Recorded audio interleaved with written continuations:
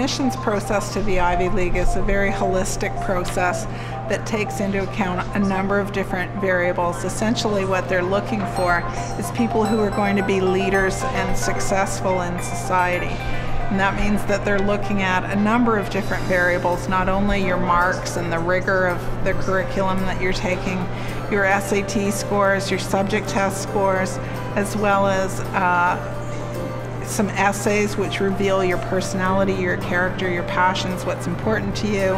an alumni or an admissions interview, and some teacher recommendations. And based on all that, they make an assessment as to what you're going to be able to contribute to the life on campus.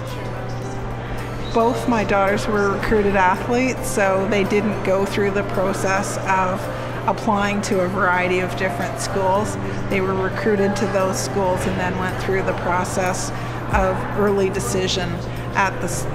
each of those schools. I think the first step is to really make sure that that school is the appropriate fit for them, not what they perceive it to be about or for the sake of the prestige, but really make sure that it's a good fit for them, both in terms of the academics as well as the social life and the atmosphere on campus itself, and make sure that you visited the school and that it's someplace where you really could see yourself spending the next 4 years. Yeah, I would say with my first daughter, we tried to do it on our own, and that was a mistake, and realized she didn't get the score she really needed. So did private tutoring at the end to,